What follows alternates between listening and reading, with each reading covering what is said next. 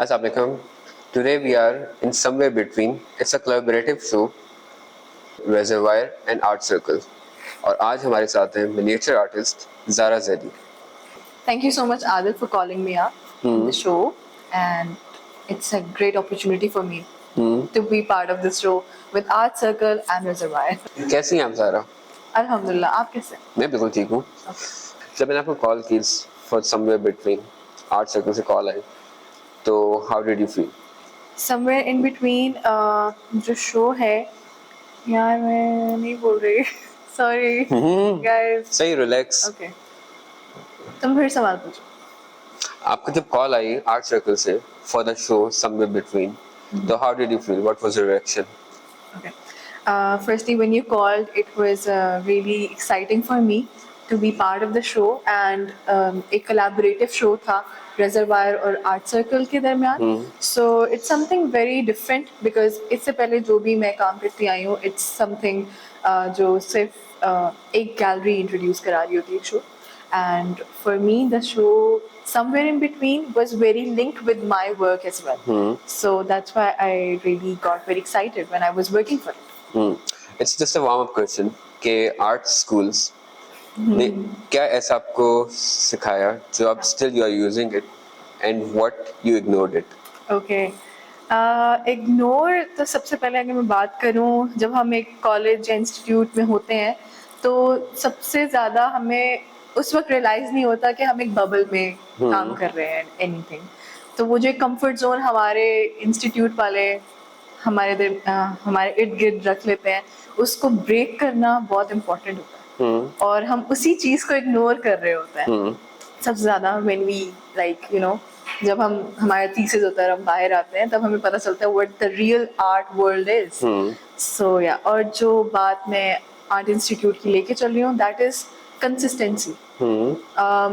College was more like कि रोज आना है, रोज काम करना है, ठीक है, and that thing is really important. और मैं अब तक वो लेके चल रही हूँ that I work every day and I do my practice every day, whether while reading or working practically. So yeah. Are you someone who lives in the past or past just refused to leave you alone? Basically मुझे लगता है हमारा माजी कभी भी हमारा हिस्सा नहीं छोड़ता, हमें नहीं छोड़ता. ये क्वेश्चन मैंने आपसे इसलिए किया कि मैंने आपके स्टेटमेंट में पढ़ा था. या ठीक है.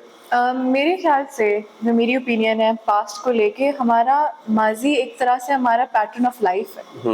हम उसी की बेसिस पे ग्रो करते हैं. हमारी वही एक कह लो मिट्टी रहती है, वही हमारी रूट्स हैं, एंड उसी के साथ हम परवान चढ़ते हैं. हम कहीं ना कहीं ये कह दें कि हमें फ़र्क नहीं पड़ता हमारे माजी से, तो ये मुझे लगता है गलत है, क्योंकि कहीं ना कहीं हम उसके साथ ग्रो कर रहे हैं.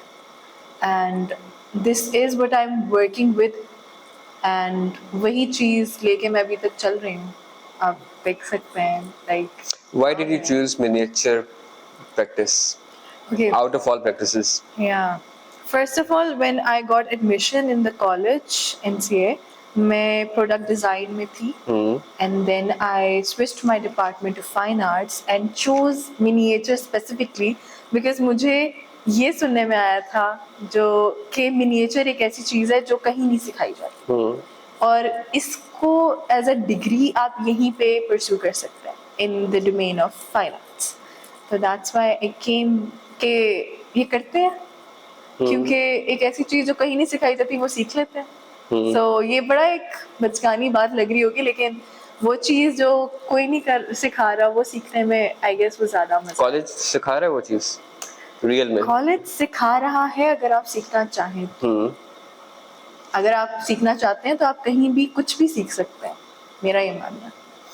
आर्ट वर्क को बनाना ज़्यादा आसान है या उसे एक्सप्लेन करना लोगों को?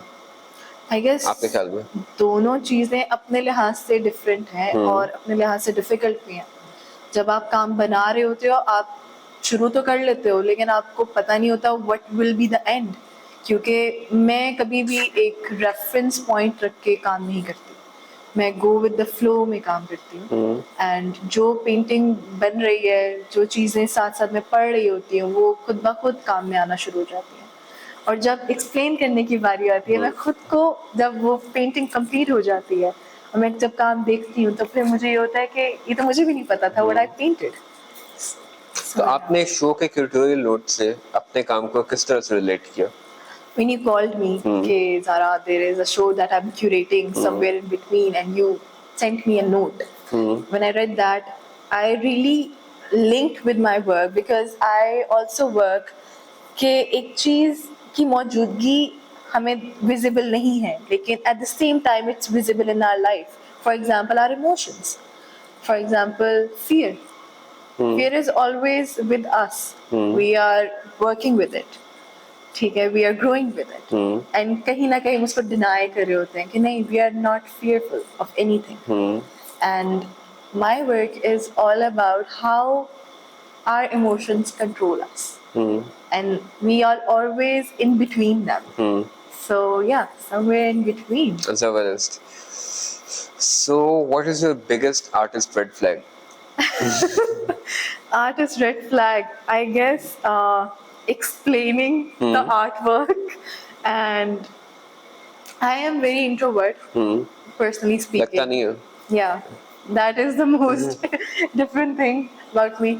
I when I think is कि openings पे जाना और लोगों से interact करना, जब वही वो जो बबल की मैं बात कर रही थी कि जब आप इंस्टीट्यूट में होते हैं तब आप बबल में होते हैं, आपको सब लोग जानते होते हैं. जब आप नए लोगों से मिलते हैं, वो एक जो एक फियर होता है ना, fear of meeting people and knowing their opinions about you. I guess that is the most red flag for me. तो जो आपके काम में इमेज होता है, Yeah. वो क्या मतलब आपके माइंड में वो सब कुछ चल रहा होता है, क्योंकि इमेज में वो काफी एब्स्ट्रैक्ट सा लगता है. और Yeah. क्या है, क्या वो इमेज बेसिकली? It depends. जैसे अभी आपने बनाई है वो. Yeah.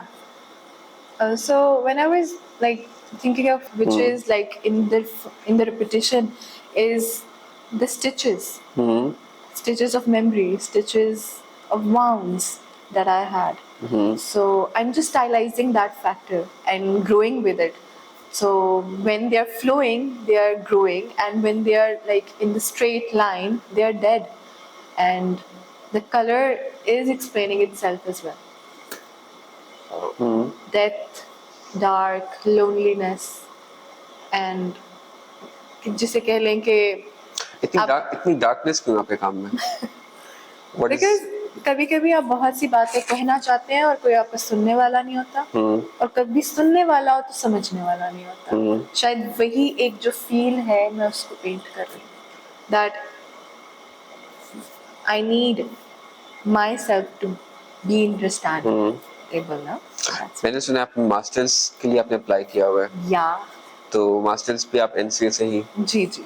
तो आपने बैचलर्स और मास्टर्स में कितना गैप के बाद आपने मास्टर्स स्टार्ट किया? I graduated in 2023 December, and now it is 2026, so it almost 3 years. तो ये गैप इंटेंशनल था या? Unintentional. Firstly, I wanted to pursue my masters after the degree, but I took the gap years because मैं चाही थी मेरी practice evolve हो, थोड़ा institute से हटके, academic से हटके, हम काम खुद से evolve करके देखें, हम किस stage पे खुद जा सकते हैं. और अब मैं वापस इसलिए काम academically करना चाह रही हूँ because we have to be conceptually strong as well when we are having a good muscle, practice and everything. So yeah. I need to go back to the roots again. आपके काम जब हमें receive हुए तो without frame थे. Yeah. तो उस मतलब उनको फ्रेम ना करने की कोई स्पेसिफिक वजह, मतलब क्योंकि हमने स्पेशली फ्रेम करवाए हैं फिर इनको. Yeah, I know that. Basically, I don't want my works to be framed now because philosophy है इसके पीछे भी कोई, या just random? मतलब नहीं, it's not random. It's like कि when I was in college as well, हम लोग मिनिएचर पेंटिंग्स देखने जाते थे म्यूजियम्स में, ठीक है, और हम जब भी जाते थे तो वो एक स्पेसिफिक ग्लास के पीछे छुपी हुई पेंटिंग होती थी, बहुत सीक्रेटली रखना. वो जो सीक्रेटनेस है ना, थोड़ा सा इशू है कि आप एक पेंटिंग की डेप्थ, उसकी क्वालिटी ऑफ वर्क, उसको आप देख नहीं पा रहे just because of the reflection of light on the glass. So I am having this view कि why not we don't frame it, why don't we like एक उसको secretness से हटाएं और उसको rawness में लेकर आएं.